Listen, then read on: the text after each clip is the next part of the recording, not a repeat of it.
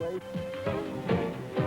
are the Pocono Mountains in northeastern Pennsylvania, and we're at one of the most unique race courses in the world, the tri-oval that is Pocono International Raceway. And we're here for Championship Auto Racing Team's Pocono 500. Hello, I'm Paul Page, and this has been a most exciting season for kart. 5 races, 5 different winners. At the first race of the season, it was Gordon Johncock. And then at the second kart race, Tom Sneva backed up his Indianapolis victory with a win. At Cleveland, it was Al Unser breaking a long dry spell. And then a rookie, John Paul Jr., won at the Michigan 500. And Mario Andretti put his name in the winner's column at Elkhart Lake, Wisconsin. So it seems like it's anybody's race here today. And to add to the interest, 1/3 of this starting field is composed of rookies on one very rough course. One name is absent, though. You'll remember at the Michigan 500, Gordon Johncock careened into the wall after a part on his car broke. And then when he slid to a stop, we found that bones in both legs were broken.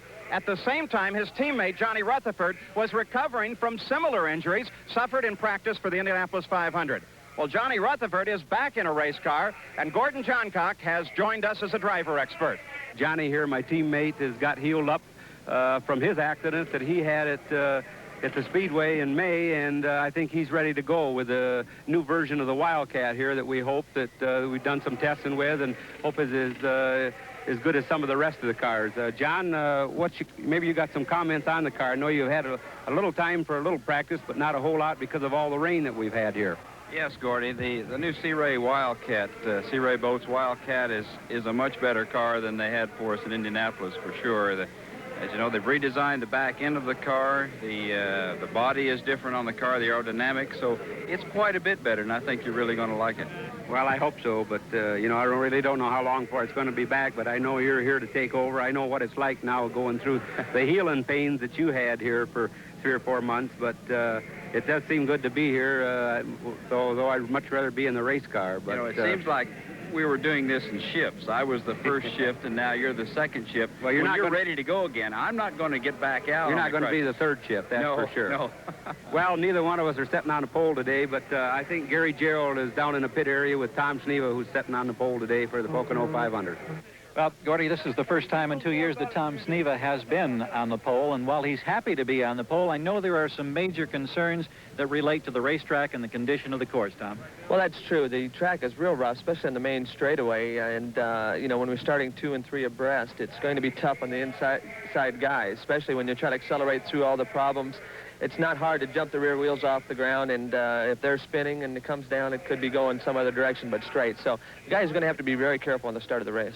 I noticed in the drivers' meeting you broached the idea of a single-file restart. There wasn't much support from the other drivers. Well, there wasn't, but, you know, I hope in the back of their mind they realize that this is a little more serious than they might be thinking. So the guys are going to have to be heads up, and, you know, if they're smart, they're going to try to fall in line and not try to run down low through the rough stuff at the beginning of the race. Well, not only is there a concern at the start of the race, when you go 200 laps on a surface such as this, it's got to be tough on all of the equipment as well as you, a driver. For sure. It's going to be the toughest race we've had on the equipment because it is so rough. And if you're forced to pass a lot of people because of pit stop problems or whatever, you're going to have to get down in places on the racetrack that you don't want to be, and you take the chance of hurting the equipment. Tom, 1/3 of the field are rookie drivers, their first time competing at Pocono. How big a concern is that to you as a veteran driver? Well, it is. You know, obviously the chapters on their books aren't complete, and we're going to have to try to give them as much room as we can. But again, there's not that much room out here because the track conditions, and especially the corners. There's only one groove in the corner that you can really go fast on. So it's going to be heads-up race, and hopefully the guys are using their heads today. So obviously a lot on the mind of Tom Sneva as he gets to start from the pole position for 500 miles here at Pocono. Let's go back up to Paul Page. Thank you, Gary. A beautiful day here in the Poconos. A crowd of over 45,000 here to enjoy this 500-mile race. The field is now ready. Temperatures comfortably in the mid-70s. We expect a fast afternoon. There is Howdy Holmes' car, and if you look over his right shoulder, you'll see the NBC cart cam, the view that it will be giving us throughout this race, looking over his shoulder, down at his instrument console, and out ahead on the race course. Our pole sitter, Tom Sneva, alongside Teo Fabi. Fabi, who sat on the pole at Michigan, sat on the pole at Milwaukee and at Indianapolis, but starts here in second place. The first two cars are March cars powered by that Cosworth engine. And now the engines are started. The field begins to pull away. And Chief Steward Wally Dallenbach, like last year, has decided because the course is so rough here at Pocono, they will start in rows of 2 rather than in their traditional rows of 3 for a 500-mile race. All cars now started and away. And we'll be back with the start of the Pocono 500 right after this. Well, the field out and rolling as we're ready for the Domino's Pizza Pocono 500. Tom Sneva and his Texaco Star begins to scrub in the tires, as does Bobby Rahal just behind him. Let's take a look at the field. On the pole, car number 5, Tom Sneva, the 77 winner here at Pocono, and knows the last 4 races have been won from the pole. Teo Fabi on the outside has been the pole sitter for the other 2 500s this year, Indianapolis and Michigan. The second row on the inside, Bobby Rahal finished 3rd here last year, while he battled for the lead at one time with Kogan and Rick Mears. On the outside, the defending champion, car number 1, Rick Mears. He holds the qualifying record here, but he's in a PC-10 for this race. Bill Whittington on the inside of the 3rd row, a rookie here at Pocono, but very, very fast. Alongside, another rookie, Al Unser Jr. He is driving a March, not the Eagle that he has been using in the earlier part of the season. The 4th row on the inside, Johnny Rutherford, a combination of a Wildcat and a March. Remember, he broke his hand in an accident here last year. Al Unser Sr. alongside Johnny in car number 7 on the outside. This is this year's model Penske PC-11. Mario Andretti in the Lola that they've had so much trouble with in the earlier part of the season is on the inside of the 4th row. And alongside Mario, young Scott Brayton. A marvelous start for Scotty, who's moved up because several cars were disqualified. As we look at the rest of the field, we see that there are 12 rookies going to start here at Pocono. And the back of the field now consists of Kevin Kogan, Danny Ongayas, and Steve Chassis. Their cars, when measured after qualification, were found to have illegal heights of the rear wing, and they were moved to the back of the field. And here's how it looks from the 8th row, just over Howdy Holmes' right shoulder, as he begins to close up, and the field now strings toward the green flag. Tom Sneva brings him down. Nick Bernaro waves the green flag, and we're off and racing at the Pocono 500. Tom Sneva jumps into the lead. Teo Fabi drops in right behind. Jose Garza came way down to the inside of the course. They may have started in rows of 2, but they darted out 3 abreast, coming down the main straightaway. Now the battle begins as Tom Sneva leads onto the long pond stretch, heading for the 2nd turn. The first 2 turns here are banked. The 3rd turn is very, very flat. Yes, it is, Paul, but as you see, it was a very clean start. When they come down the front straightaway, they still were 3 abreast, and that's what the drivers were really complaining about because the track was too rough. But still, when they get running out there, you really don't think about that. You're thinking about getting by the guy in front of you. And as they enter turn 3 now, you're going to see them get pretty well single file out on the first lap. Tom Sneva is out in front and completes lap number 1. In the lead, right behind him is Teo Fabi, and then a battle developing for 3rd place now. Rick Mears currently occupies it, but Bobby Rahal is tucked in right behind. Several cars moving out onto the rough section of the course as Johnny Rutherford comes along, tries to do battle with Bill Whittington coming through the first turn. Johnny Rutherford in that bright blue car. It is still Tom Sneva that leads. If you watch closely, Paul, you can see how rough the racetrack is, especially on the front straightaway. If they get out 1 or 2 car width, it's really rough. They have done some patchwork on the track. The number 2 turn is a lot smoother, I believe, than it used to be. Turn 3 is a little bit rough, but not all that bad. You know, there's definitely some talk about having to do something to the racetrack before next year because it does tear up the equipment on the car and causing to break suspensions and veering the cars off into the wall. Tom Sneva roars down the main stretch in first place. Teo Fabi sits in 2nd. Rick Mears is in 3rd, being challenged by Bobby Rahal as Rahal comes out alongside. And Mario Andretti close in just a bit, but Rick Mears holds on to 3rd place. The leaders now separating themselves just a bit. Here are the leaders as they come onto the long pond straight. And we watch as Rick Mears leads Bobby Rahal and Mario Andretti, but Rahal now being challenged by Mario Andretti. Andretti pulls along the inside. They're chasing Rick Mears, and Andretti gets past Rahal and moves into fourth place, now beginning a challenge on Rick Mears. First, second, come through the screen. Here is Rick Mears and Mario Andretti, now pulling just a bit ahead of Bobby Rahal. I think Mario is doing an exceptionally good job, you know, Paul. They've been having trouble with that car all year long. It's a brand new Lola that they had designed this winter and built, and he really hasn't been running all that well on the ovals. The road courses, he's been doing good, but on the ovals, they really haven't been doing that well, but it looks like they kind of found a little secret somewhere, and Mario's really coming up through there. Well, it certainly worked well on the road course, the 4.2 miles at Elkhart Lake. It gave Mario his first victory of the season, the first time that he has been able to win in that Lola, and it's been a very hard year for Eric Broadley. Carl Haas and that crew, the team, of course, owned by Carl Haas and Paul Newman. But now it's performing well here at Pocono as Mario Andretti is beginning to chase even closer Rick Mears. Back to the lead serial once again. Tom Sneva, as now Teo Fabi closes down just a bit on Tom Sneva. He is. He's really running well. I think Tails just kind of is going to run pretty consistent and take it easy. You know, they've had problems. They haven't won any races yet this year, but they have done well. But here comes Mario challenging Rick Mears now. He's gone around him for third spot. Indeed, Mario Andretti gets the job done, moves up into third place, and once he gets past Rick Mears, really pulls away quickly. Now sets his sights on the back end of Teo Fabi's car, and Bobby Rahal is closing on Rick Mears, too. Yes, he is. It looks like he might be pulling out to go around him. He's giving her a shot. He didn't quite make her going into 2. You can bet he'll be right there when they come to 3, though. So the battle in this race has not been at the front. Tom Sneva has led from the start. Teo Fabi dropped into second place and has stayed there, but a revolving battle now developing around third place. And currently, it's occupied by Mario Andretti. Rick Mears has dropped back to fourth, but Bobby Rahal continues his challenge of Rick Mears. And in fifth place, Johnny Rutherford has moved up. Your teammate has put that brand new car. It's a combination of a Wildcat and a March, and it's running very well.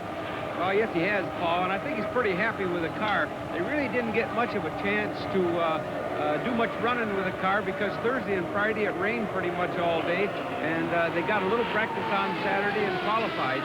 And by talking to Johnny, they're very happy with the car. I think the car is going to do real well in the race. Teo Fabi on the long pond stretch moved up, gave Tom Sneva a bit of a challenge, now drops back. He just seems to be poking at him, trying to find out where Sneva is fast and where he might be able to get by. Here now, Bobby Rahal coming alongside and beginning to push around Rick Mears as Bobby Rahal gets past Rick Mears, picks up fourth place, pushing Mears back to fifth. Johnny Rutherford is just off the screen, sitting in sixth place. You can see Rutherford as he comes down low.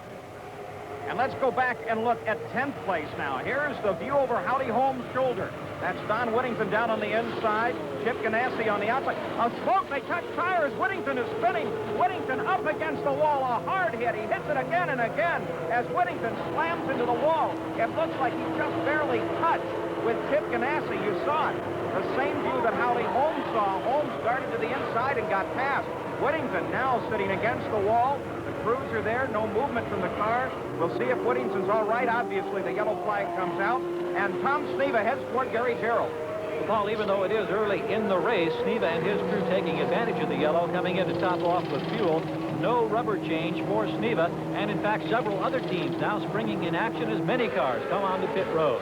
And Don Whittington sprints across the track, so apparently he is okay. We'll be right back.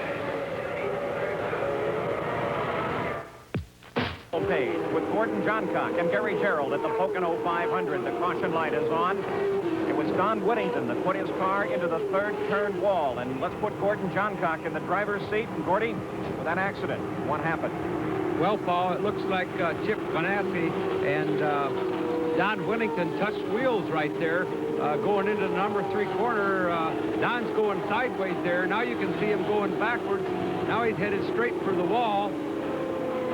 Luckily there, he turned sideways and hits it sideways instead of straight on. Off comes the right rear wheel. The right front is still on, but it seems to be hitting him in the head all the time there. That's the fourth time right there. Don is very lucky that part of the suspension off the right front wheel didn't poke him as it was falling back on the car. Now you can see that it falls clear off the car, but yet it comes back and hits on the nose of the car again. Well, there's no doubt about it. Don Whittington is one very lucky man, because once he was able to hop out of the car, he ran, literally sprinted over to the infield. The car badly damaged on the right side, but again, we can speak to the safety of these Indianapolis cars because they absorbed the energy and absorbed the shock, and apparently Don Whittington's helmet did a good job as well. The speed picks up as Teo Fabi, with fine work from his crew, picks up the lead. The green flag now in the hands of the starter, and we're back to racing. That will be Mario Andretti that follows Teo down to the line. As the green flag comes out, Bobby Rahal is in third. Johnny Rutherford is in fourth. He comes alongside Rahal with an attempt, and little Al Unser drops in behind. That is Tom Sneva sitting way back now in sixth place. Well, one thing we have to remember as they come down into that first turn, it's a compromised setup virtually on these race cars. All three turns are different, as you indicated earlier. Heavy degree banking, 18 degrees in that first turn, 8 degrees now as they come up on the tunnel turn, and then that nearly flat 6-degree third corner. So you've got to figure out which of these corners you want to set your car up for, hope that it performs well there, and then that you can get safely through the other two. And right now, it's working beautifully for Teo Fabi.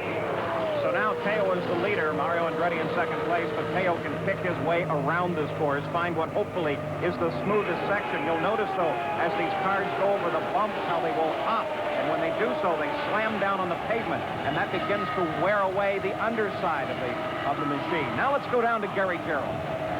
George, it appears that Tom's car is apparently bottoming out down here on that lower line. How much of a problem is that going to be?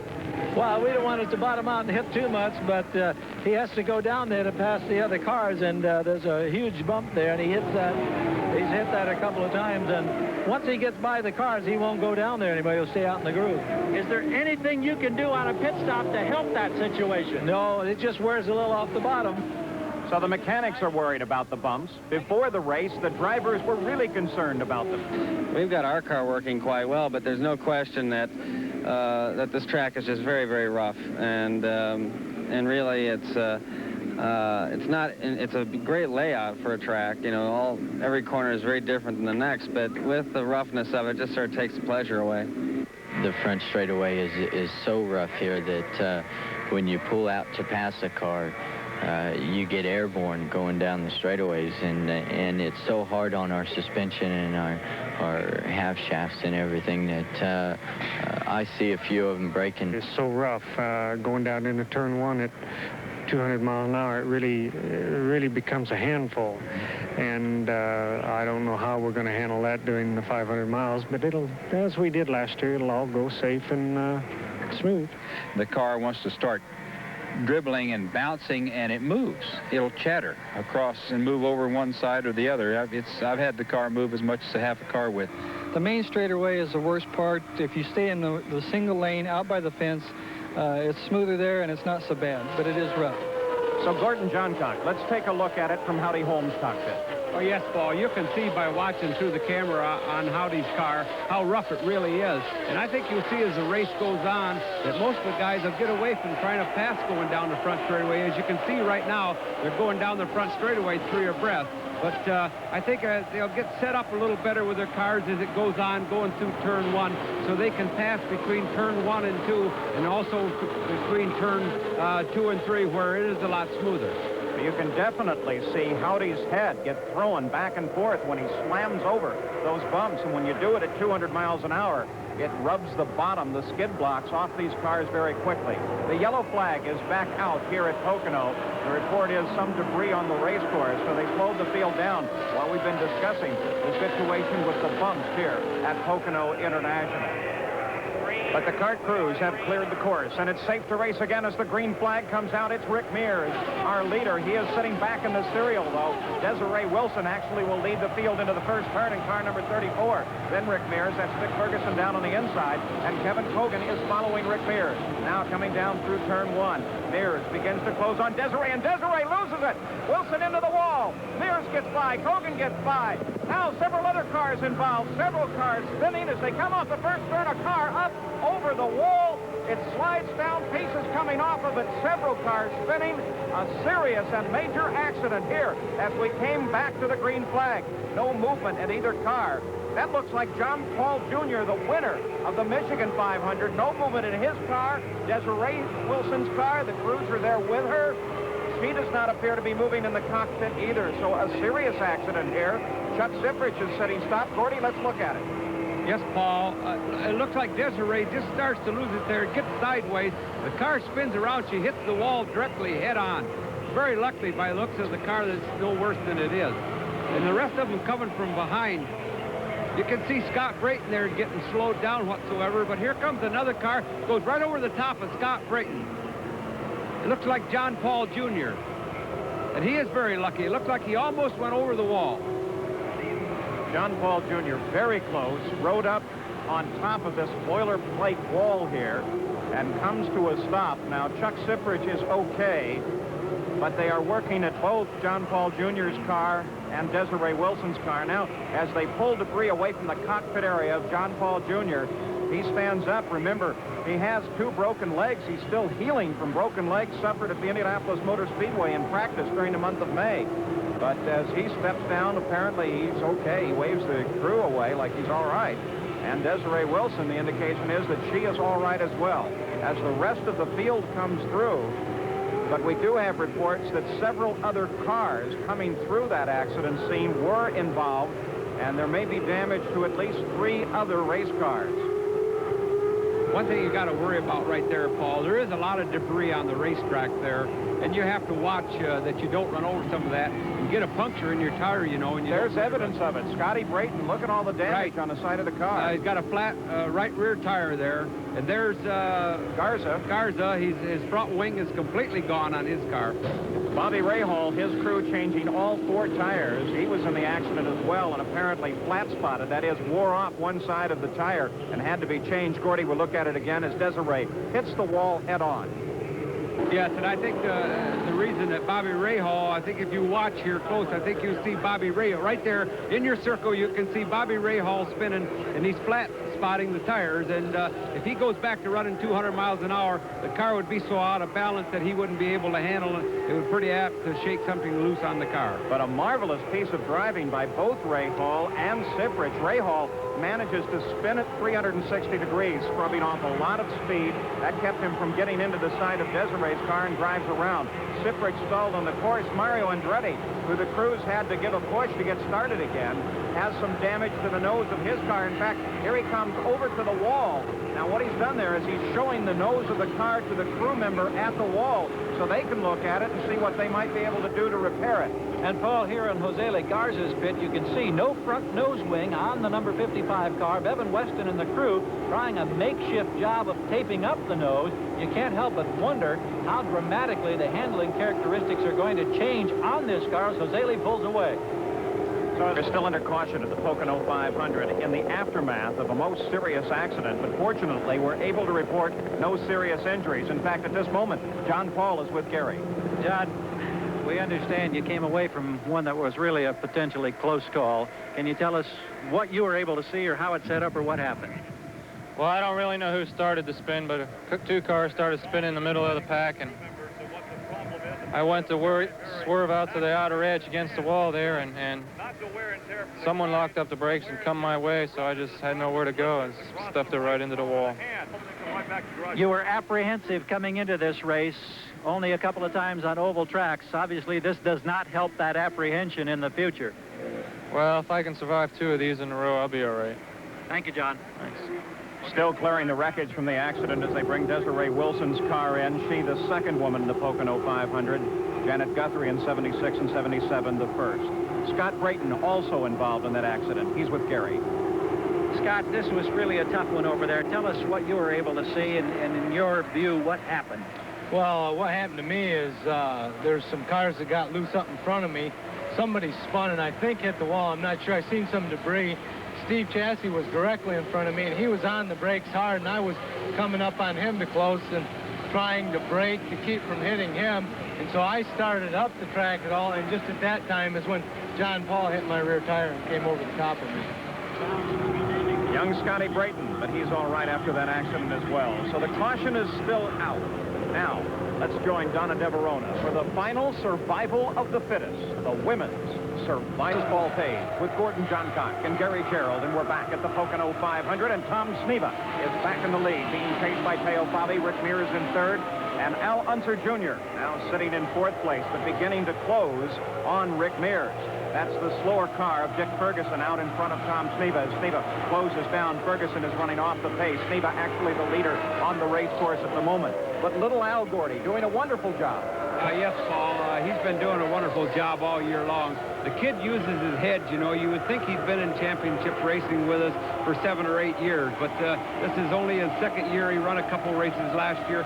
It's only his second year with us, and if there ever was a natural in championship auto racing, it's Al Unser Jr. Of course, despite his age, he has tremendous experience. Started out in the sprint cars, was the Can-Am champion, made the move to the Indycars this year, and is really doing a wonderful job. As we watch Tom Sneva in car number 5, leading the Skoal Bandit of Teo Fabi, car number 33, a car trimmed in green. Many people have superstitions against it, but it's working for Teo. And now, little Al closing right up behind Rick Mears, setting in his draft, darts out and around. Can he hold it? Indeed he does, and little Al now pushes past Rick Mears and drops into third place. So the standings at the front of the race change once again. It is now Sneva, Fabi, little Al, and then Rick Mears. So the race running up at the front once again. A tremendous battle here at the Pocono 500 as they head down toward that first turn. And look how quick he's closed it in, Paul. You're going to see him right there on Fabi right shortly. Look at him catch him there in number 1 corner, how quick he comes up on him too in number 1 corner. He's going down. He's getting a good draft on him going down the back straightaway. It looks like he might squeeze by him. Got by him going into 2. So little Al, using momentum from the first turn, gets past Teo Fabi and now moves up to join the battle with the leader, Tom Sneva. Here's little Al coming down on the inside. Tries to pull alongside Sneva. Comes in. Sneva opens a gap for him. Little Al jumps into it. Al holds on and jumps into the lead, but Sneva veers to the left. Sneva heads down the pit. Teo Fabi closes up behind little Al. Tom Sneva from the lead into the pit. Let's go to Gary Gerald. Sneva and his crew electing to pit at the extreme end of pit road, closest to turn number 1. He's off the throttle then as he comes down over this rough pit road surface. He comes in for what should be a routine stop, only the fact that it's under green flag conditions. No tire change for Sneva. They'll top off with fuel, but perhaps we've seen somebody dive under the rear wing, Paul. He may have killed the engine back here. Sneva's still in the pits. Indeed, he has killed the engine, so this is going to be a much longer stop than Sneva and the Big Naughty crew had anticipated. From our vantage point here, Gary, you can see the crew member with the inertial starter trying to get that engine restarted. A long, long wait as the seconds tick away. And Paul, further up in the pits, another potential problem. Indeed, there is fire at the rear of Danny Angaya's car. It appears that the rear wing has ignited. Water has been dumped on it. We have to assume it's from the exhaust heat of the engine, but it keeps flaming back up. And once again, a lick of flame at the rear of Angaya's car. The concern would be that they continue to throw water, that they might short out some of the electrical equipment or kill the engine of this car. Now, Danny Angayas not being able to get that car restarted. The car on loan to the Patrick Racing Team is actually owned by Angayas and his partner, Teddy Field. It appears that it might be completely stalled out of the race. Here's the lead once again. These two cars for the past several laps have been chopping at one another. Currently, the lead belongs to Al Unser Jr. with Teo Fabi right behind, but Fabi has been closing up, trying to get past Al consistently. Yes, he has, Paul. He's been driving a real smooth, consistent race today. He's been racing with us all season long, and each race he gets better and better, especially on his pit stops, because in the past, where he came from Formula One, they didn't have pit stops like we do here. And today he's been driving a real smooth race and making real excellent pit stops.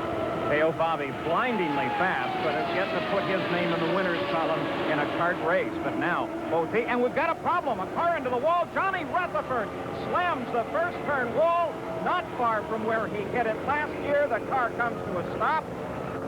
The right side of the car completely sheared away. Let's see if Johnny Rutherford is all right as the caution light flashes on again at the Pocono 500.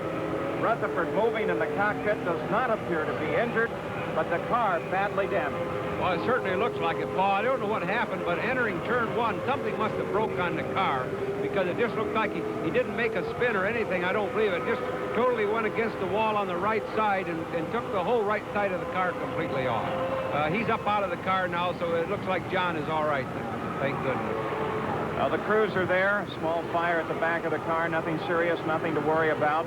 The right side of the car giving away, and of course that helps cushion the shock to the driver.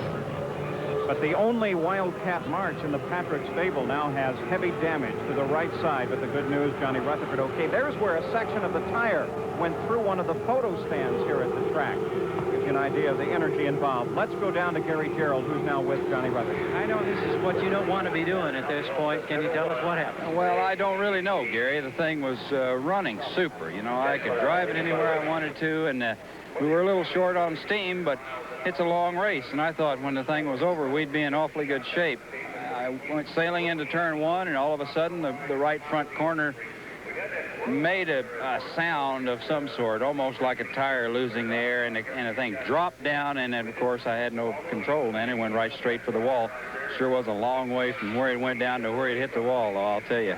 Well, we had confirmation. One of the spotters with our camera down in that corner said they also heard something that they thought may well have been a tire let go. I guess if there's any consolation, you hit the wall in almost the same place as last year, but not nearly as hard this time. Well, thank God. That was the other thing. Oddly enough, I don't know if I hit my hand or not, but my my hand that I broke last year hurts a little bit right now. Well, as they pick the car up, it's good to see that Johnny Rutherford is okay. We're under caution at Pocono as NBC Sports World continues. Pocono 500, it's Rick Mears, the defending champion, car number 1. The Pennzoil Penske that's out in front.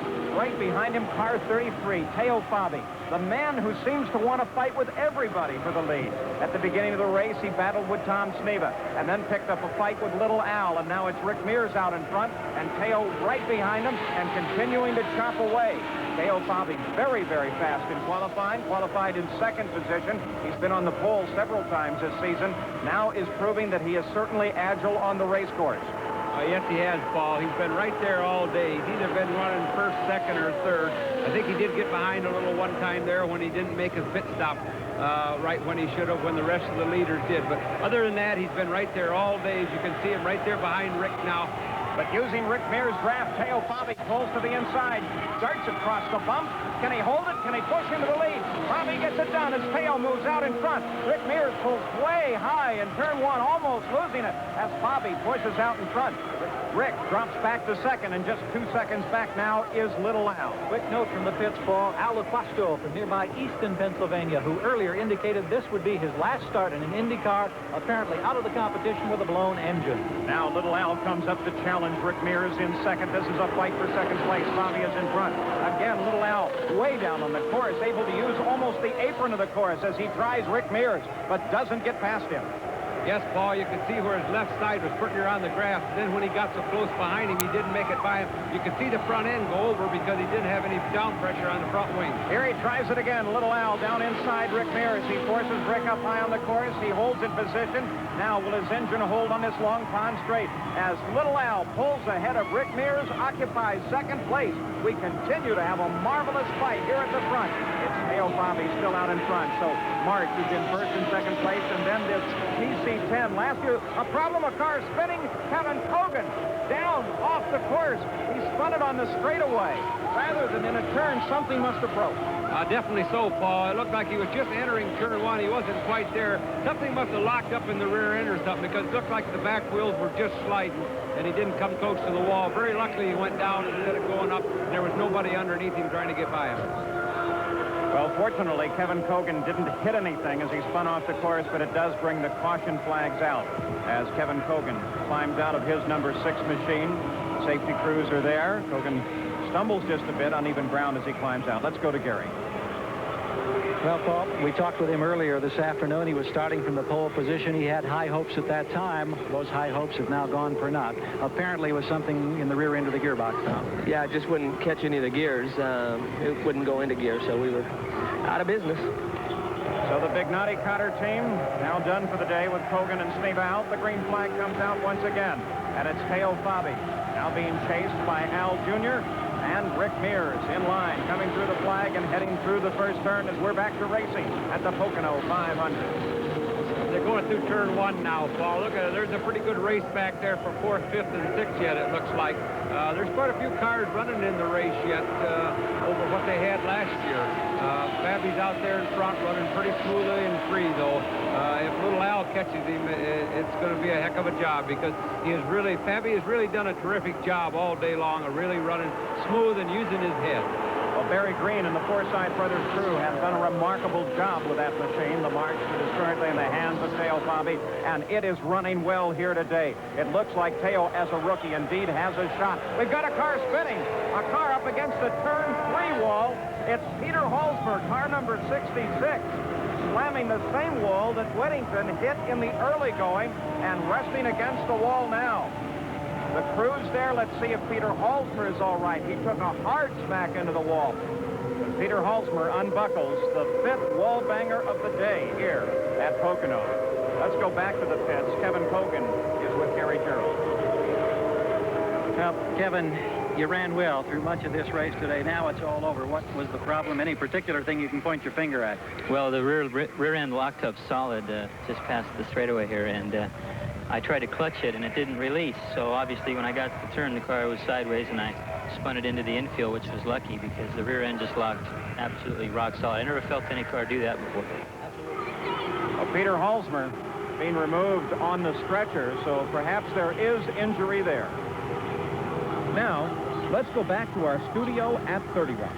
Back at the Pocono 500, car number 33, the Skoal Bandit, Teo Fabi, the driver, is out in front and has a shot at winning the Pocono 500.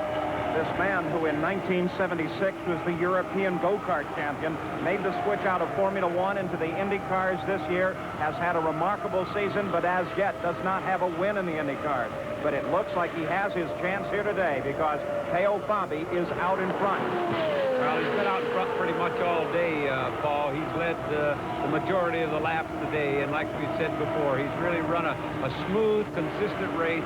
He's made a lot better pit stops today than I've seen him make in the past, and, you know, you can bet he's coming on strong and learning fast. There you see the difference between first and second place because here comes the second place car of Al Unser Jr., that Coors Light Bullet. He has been running in second place consistently behind Teo, but right now, something would have to go seriously wrong with Teo's car if Al is to catch up. And here comes Howdy Holmes. Looks like a fire at the back of his car. Howdy Holmes coming directly toward his ball. A belt is played from the rear of the car. It appears to be the turbocharger. He's rolled past his pit, turns the corner by us here. Fire and safety crews scrambling up. Dennis Swan saying no cause for alarm. Apparently it's just blown itself out at the turbocharger. Really a fire of little consequence. And Howdy Holmes is out of the race. That's a great disappointment to him. Well, the last thing the crew would like to see at that point is for someone to come along with a fire extinguisher and spray that very abrasive purple K onto the car because it will just ruin the engine system. They wanted the fire to burn itself out. It did that. But Teo Fabi now onto the main straightaway, and Nick Finoro has the white flag, 2.5 miles, one more lap to go. If he completes it out in front, he will win his first ever IndyCar race as the man from Milan heads down to the first turn. Well, it definitely looks like, Paul, like he's going to win it. He's closing up on the back of Big Al there and probably could very easily go by him if he wanted to, but he's using his head, staying back. He knows pretty much where Al Jr. is at and knows there's no alarm. He only has one lap to go, so he's certainly not taking any chance at this point, driving a very, very smart race. A nice, an easy, a smart race for Teo Fabi. Al Unser Sr. out in front of him, down off the leader, Serio.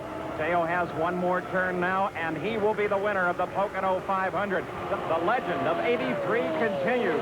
6 different races, 6 different winners. The last turn for Teo. The crowd cheers. His engine roars. The checkered flag flies, and the Skoal Bandit, Teo Fabi, number 33, the Forsythe Brothers car, has won the Pocono 500. There goes little Al in second place. So rookies finishing first and second here at Pocono. Teo Fabi waves to the crowd. Little Al right behind him on the course finishes in second. And what a party begins now for Barry Green and the Forsythe Brothers crew. Here comes Rick Mears. Our defending champion finishes in third. But it's Teo Fabi, the winner, here at Pocono. And we'll be back to visit Teo Fabi in his first ever IndyCar victory circle right after this. has won the Domino's Pizza Pocono 500. He's now in victory lane. The car's silent after such a long day.